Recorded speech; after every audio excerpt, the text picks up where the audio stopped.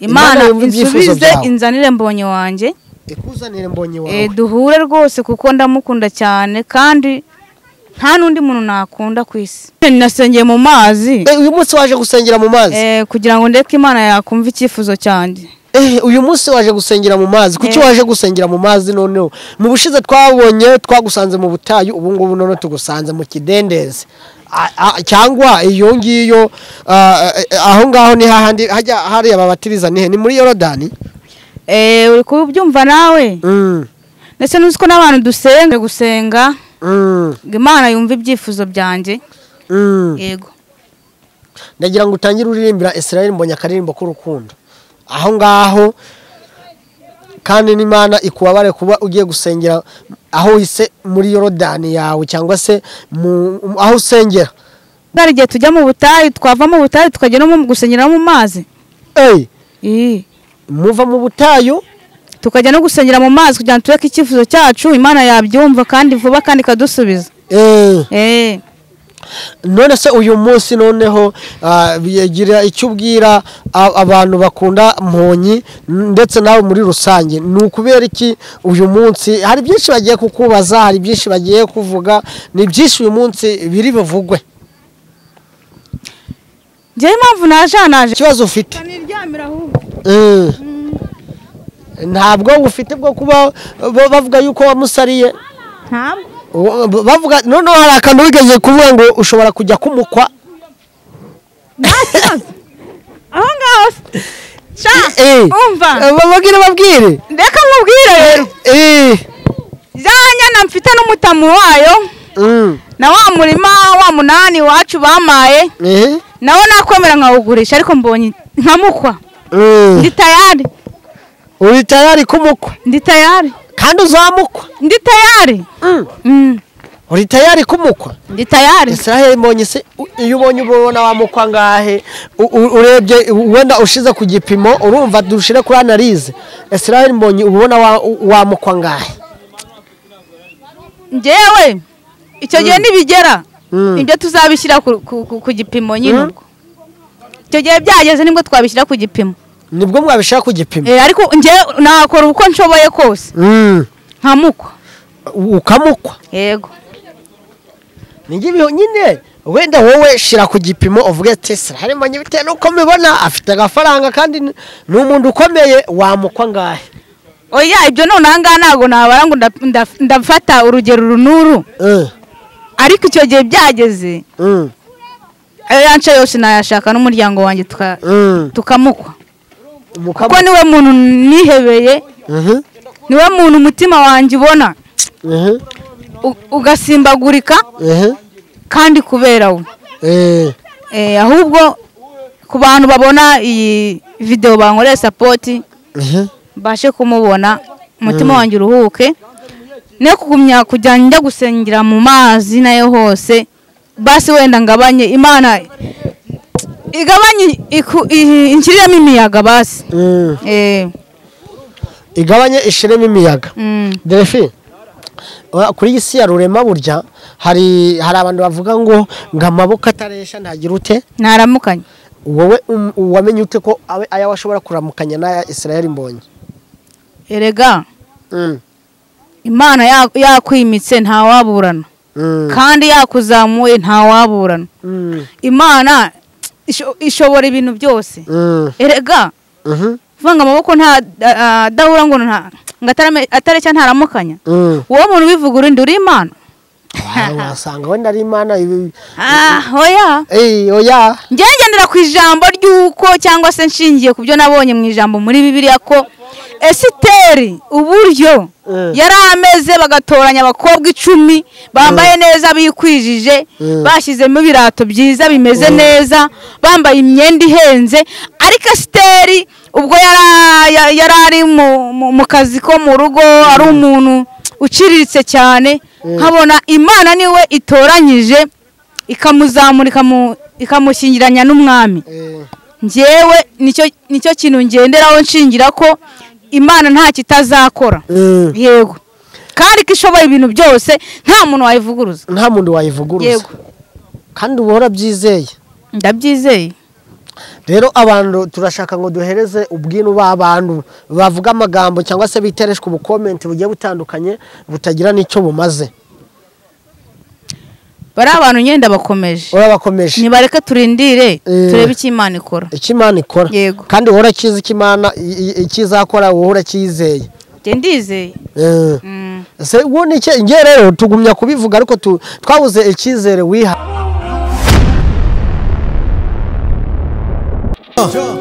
Bikari wakabi kuza cyane aho dukurikiranye kuri Bikari TV amahoro y'Imana bane namwe aho muherereye hose mu bice bigiye bitandukanye no hanze y'igihugu cyane cyane mwebwe muri Amerika turabasuhuza cyane kandi mwatubwiye yuko mudukurikirana ndetse n'abarundi nabo nagiye mbona message zanya ariko ndavuga ati kushapa amahoro y'Imana kandi namwe bane namwe. Uyu munsi rero twongeye kuza kureba Sheri wa Mbonyi umugore wa Mbonyi umukunzi wa Israel Mbonyi reba ukuntu tumusanze Defi umeze ute? meze neza buhoro. None se ubu ngubu noneho ambahinga none uyu munsi wabaye akasa mutwe. None se aho ngaho urimo kubumba amatafari? Wapi nyine ninasengeye mu mazi. Uyu munsi waje gusengera mu mazi? Kugira ngo ndeke Imana yakumva icyifuzo cyanjye. Uyu munsi waje gusengera mu mazi. Kuki waje gusengera mu mazi noneho? Mu bushize twabonye twagusanze mu butayu ubu ngubu none tugusanze mu kidendezi. Cyangwa iyo ngiyo aho ngaho ni hahandi hajya hari ababatiriza ni muri Yorodani. Uri kubyumva nawe? Ndetse nuziko n'abantu dusenga ari gihe tujya mu butayu twava mu butayu tukajya no mu gusengera mu mazi. Muva mu butayu tukajya no gusengera mu mazi kugira ngo tureke icyifuzo cyacu Imana yabyumva kandi vuba kandi kadusubiza. None se uyu munsi noneho bigira icyo ubwira abantu bakunda Mbonyi ndetse nawe muri rusange ni ukubera iki uyu munsi hari byinshi bagiye kukubaza hari byinshi bagiye kuvuga ni byinshi uyu munsi biri buvugwe. Njye impamvu naje gusenga Imana yumva ibyifuzo byanjye Imana insubize inzanire Mbonyi wanjye ikuzanire Mbonyi wawe duhure rwose kuko ndamukunda cyane kandi nta nundi muntu nakunda ku isi. Yego. Ndagira ngo utangire uririmbira Israel Mbonyi akaririmbo k'urukundo aho ngaho kandi n'Imana ikubabare kuba ugiye gusengera aho wise muri Yorodani yawe cyangwa se aho usengera. Ndagira ngo uririmbire Israel Mbonyi akaririmbo k'urukundo aho gatoya ariko gatoya. Usa neza nka Bikira Mariya. Yego. Uteye neza nka Bikira Mariya. Uraseka amaraso agasesekara. Uramwenyura nkanezerwa. Usa neza nka Bikira Mariya. Mbonyi. Uteye neza nka Mariya. Wowe utera umutima wanjye ugatuza. Wowe mbona nkanezerwa. Okay. Ni ibintu birenze uyu munsi. Urukundo burya ngo rusa karanjabutse. Karakujabutse. Uyu munsi noneho turagira ngo umuterera aho ngaho imitomo igira ngo muri 3 ubundi dukomeze ikiganiro. Okay. Reka ndirimba kandi gatoya.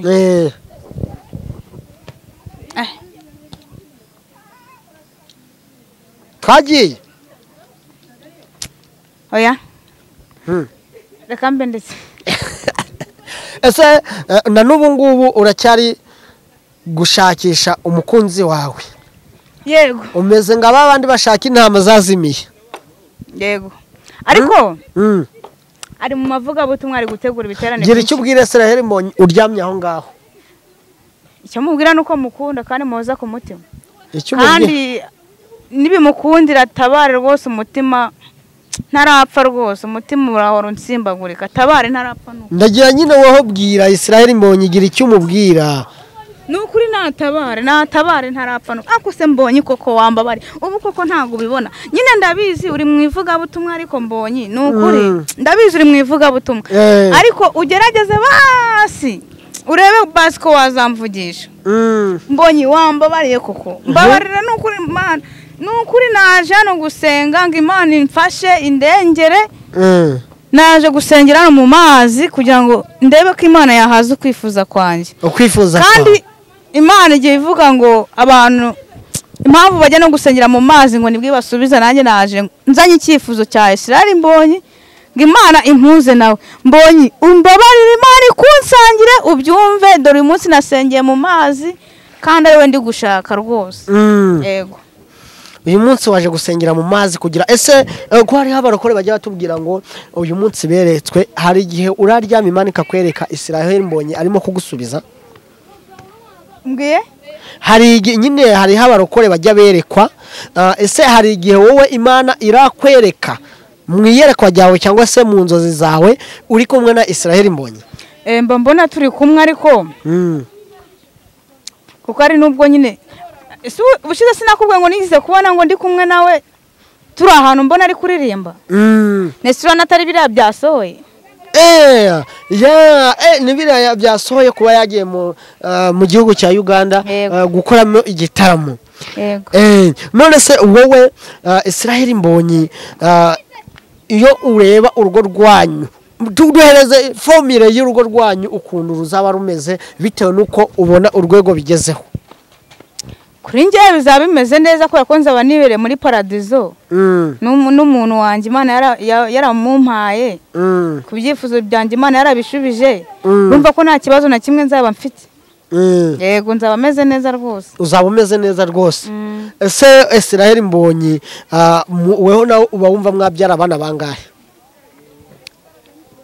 buriya ijambo rikuri ni ry'umugabo oya mu byiyumviro byawe kuri njyewe ni abahungu 2 n'umukobwa umwe ubwo ugize gutyo ukabyara abakobwa gusa washakisha paka ubonye umuhungu oya kandi buriya iyo usenze Imana irakumva yibwira kumva ubwo rero ndakeka nimba nabanyisabye abana 3 bahungu 2 n'umukobwa umwe kandi bikuye ku mutima nkajya mpora mbisaba Imana urumva ko yahaza ukwifuza kandi aha ngaha rero hari ibibazo ngiye kukubaza kandi abakunzi ba Bikari TV show baza kuko subizi ndabizi urabizi bo nta kintu bajya bahisha ese nga gutya Israel Mbonyi agusanze aho ngaho uri mu mazi gutyo sibyo wakora iki kugira ngo umuhobere kano kanya imagine Israel Mbonyi kaje kano kanya ntago naba nshaka kwiyanduriza umukunzi nabanza nyine nkamera neza nkajya gukaraba narangiza nkabona nyine kumusuhuza yego Israel Mbonyi ariko kireka nyine nawe yemeye ko musuhuza ameze uku nabwo nta kibazo ndagira ngo tumuririmbe umfashe tumuririmbira akarimbo keza urumva sibyo keza Israel Mbonyi umukunzi wawe sibyo umukunzi wawe umuntu wifuza kurushinga nawe umugabo w'ibihe byose nta uzamukurutira ndashaka usubiremo ibyo bibazo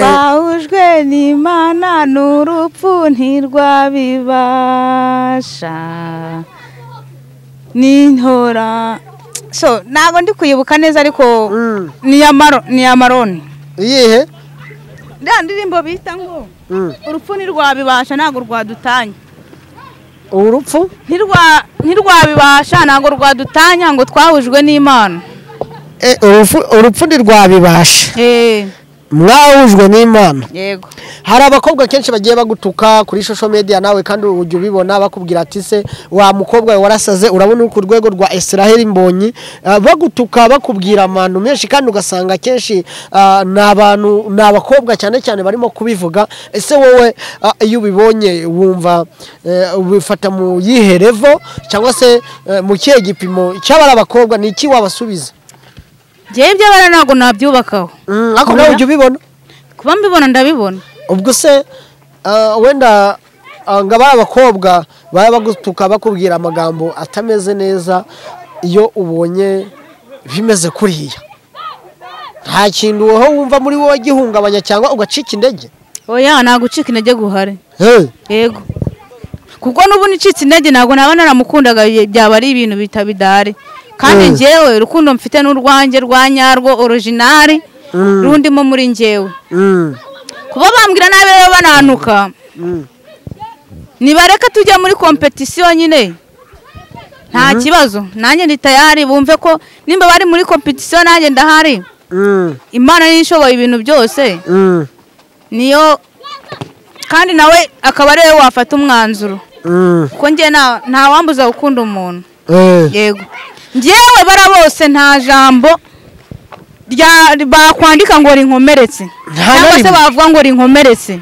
nta na kimwe cyansha intege njyewe umuntu nkeneye wenyine ni Mbonyi wenyine kuba yagira icyo ambwira nkacyumva ikindi ari busy arahuze ku bantu bavuga ngo ntago mwahura n'iki ari busy ari mu bitaramo ni mube mumwihoreye umukozi w'Imana wacu ni mube mumwihoreye abanza akora umurimo ntarahuguka ariko ndabizi neza akazahuguka urabizi neza yego byibura ngabara bakobwa baramutse gutya mugiye mu irushanwa bakavuga ati Israel Mbonyi ntabwo bazi ariko muri comment baba bahari bakaba ngo mugiye gupiganwa urebe umuntu utsinda Israel Mbonyi nicyo ushobora kubarusha wiyiziho kandi cyakura Israel Mbonyi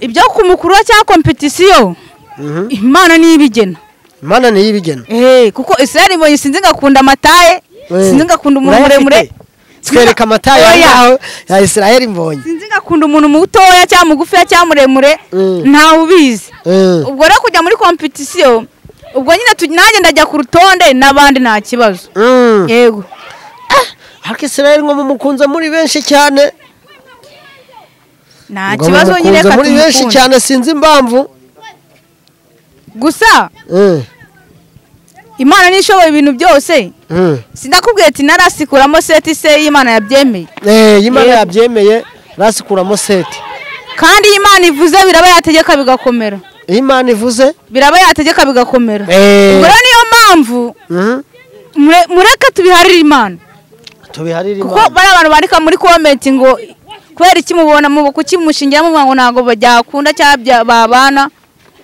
njya mbona harimo abankigikiye bavuga bati ku mugani mwe muravuga muri bantu ki muri bande muvuga muke ko mutari Imana ngo murarema ati Delphine ni gutukunda Israel Mbonyi akagukunda ariko ubundi sha wagira ngo wararogesheje kuko nawe regara gukunda nazo ntabwo ajya bibona ese ibyo bintu bibaho oya buriya ni Imana ibashatse kwimika umuntu yego kwimika umuntu cyangwa se yatoranyije iki umwana wayo ese Delphine ngagutya hari abantu wenda muri rusange gake twivugira aho ngaho hari abantu muri rusange bashobora kukubaza se uriya mukobwa ageze ku rwego rwo gusara kuriya asarira umukobwa ajya mu cyondo agira ibiki n'ibiki gute wayi ntabwo ikibazo ufite ntabwo ufite bwo kuba bavuga yuko wamusariye bavuga noneho hari akantu wigeze kuvuga ngo ushobora kujya kumukwa aho ngaho umva babwire reka nkubwire rero za nyana mfite n'umutamu wayo na wa murima wa munani wacu bamaye nawe nakwemera nkawugurisha ariko Mbonyi nkamukwa ndi tayari uri tayari kumukwa ndi tayari kandi uzamukwa ndi tayari uri tayari kumukwa ndi tayari Israel Mbonyi se iyo ubonye ubona wamukwa ngahe urebye wenda ushize ku gipimo urumva dushire kuri analyse Israel Mbonyi ubona wamukwa ngahe njyewe icyo gihe nibigera ibyo tuzabishyira ku gipimo nyine ubwo icyo gihe byageze nibwo twabishyira ku gipimo nibwo mwabishaka ku gipimo ariko njye nakora uko nshoboye kose nkamukwa ukamukwa yego ngibiho nyine wenda wowe shira ku gipimo uvuge ati Israel Mbonyi bitewe nuko mibona afite agafaranga kandi ni umuntu ukomeye wamukwa ngahe oya ibyo none anga nago nabara ngo ndafata urugero runuru ariko icyo gihe byageze yanca yose nayashaka n'umuryango wanjye tukamukwa kuko niwe muntu nihebeye niwe muntu umutima wanjye ubona ugasimbagurika kandi kubera we. Ahubwo ku bantu babona iyi video bankoreye support bashe kumubona umutima wanjye uruhuke ne kugumya kujya njya gusengera mu mazi nayo hose basi wenda ngabanye Imana igabanye inshiremo imiyaga basi igabanye ishiremo imiyaga. Delphine, kuri isi ya rurema burya hari abantu bavuga ngo amaboko ataresha ntagira ute naramukanye. Wowe wamenye ute ko aya washobora kuramukanya na Israel Mbonyi? Erega Imana yakwimitse nta waburana kandi yakuzamuye nta waburana. Imana ishobora ibintu byose. Erega vanga amaboko nta dahura ngo atarecha ntaramukanya. Uwo muntu bivuga uri Imana. Wasanga wenda ari Imana oya. Oya. Ngendera ku ijambo ry'uko cyangwa se nshingiye kubyo nabonye mu ijambo muri Bibiliya ko Esiteri uburyo yari ameze bagatoranya abakobwa 10 bambaye neza bikwijije bashyizemo ibirato byiza bimeze neza bambaye imyenda ihenze, ariko Esiteri ubwo yari ari mu kazi ko mu rugo ari umuntu uciriritse cyane, nkabona Imana niwe itoranyije ikamuzamura ikamushyingiranya n'umwami. Njyewe nicyo kintu ngenderaho nshingira ko Imana nta kitazakora. Yego. Kandi kishoboye ibintu byose nta muntu wayivuguruza. Nta muntu wayivuguruza. Yego. Kandi ubora byizeye. Ndabyizeye. Rero abantu turashaka ngo duhereze ubwinu b'abantu bavuga amagambo cyangwa se bitereshwe mu comment bugiye butandukanye butagira nicyo bumaze. Bari abantu nyenda bakomeje. Urabakomeje. Nibareke turindire turebe iki Imana ikora. Iki Imana ikora. Yego. Kandi uhora kizi iki Imana ikizakora uhora kizeye. Ndizeye. Se ubone iki nge rero tugumya kubivuga ariko twabuze ikizere wiha. Delphine, dusoza ikiganiro turagira ngo dusengere Israel Mbonyi dusoreze ku isengesho. Kuba Imana dusenge. Mana nziza, Mana igira neza, Mana ikiranuka, Mana ifite imbaraga n'ubutware n'ubushobozi, nyagora ku ngoma, ufite imbaraga kandi ushoboye ibintu byose. Naje imbere yawe, naje imbere y'ubwiza bwawe, naje gusengera mu mazi kuko nzi neza ko iyo umuntu ngasengeye mu mazi nguramusubiza. Nanjye rero ndi wa mwana wawe, wa mukozi wawe Delphine Ingabire, naje gusengera mu mazi ngo mpuze na Mbonyi wanjye nkunda. Nukuri nyagora ku ngoma, kijambo ryawe riratubwira riti aho 2 cyangwa 3 bateraniye ko ruruka ikabana nabo. Nanjye rero ndaje imbere y'ubwiza bwawe nkweretse Israel Mbonyi, ndamukweretse nyagora ku ngoma, muhe umugisha, muhe imbaraga zo kugumya kugukorera. Kandi ikindi nyagora ku ngoma ndamukuragije ndirukana imbaraga mbi zose ziri zitumuka hirya na hino mu izina rya Yesu. Kuri we ndakubita hasi ndarimbura, ndakubita hasi abadayimoni bari kwitiranya baza bivanga, ndakubita hasi ndarimbura mu izina rya Yesu. Ndakubita hasi ibicana bye byose haba ibindwanya mu izina rya Yesu. Nibiceceka nibiganza nibigume hasi nibiceceke, ndabyirukana ndanesha mu izina rya Yesu. Kubitira kuri Uwiteka, komeza uganze kandi utegeke, bisebye nizeye kubyumvishe kandi umpuje na Mbonyi wanjye mu izina ryawe Yesu Kristo. Singutota amagambo singutegeka kuko wowe uri Imana urihagije, nta kintu na kimwe kikunanira. Tegeka kandi uganze, bisebye nizeye kubyumvishe kandi ukabikoze mu izina ry'Umwami wacu Yesu Kristo. Amen. Yes. Kandi Imana iramurindira ahari. Imana nawe kandi igufashe mu rugendo rwawe ukomeje no mu bitekerezo byawe, kandi izagumya kugushigikira mu izina rya Yesu. Amen. Turabakunda cyane rero umwebwe mugomye kudusapotinga ndetse no kudukorera ubuvugizi kugira ngo Delphine ahure na Israel Mbonyi. Turabakunda cyane kandi turabizi ko bizashoboka kuko hamwe no kwizera Imana byose igira ute irabisohoza. Turabakunda cyane. Ciao ciao.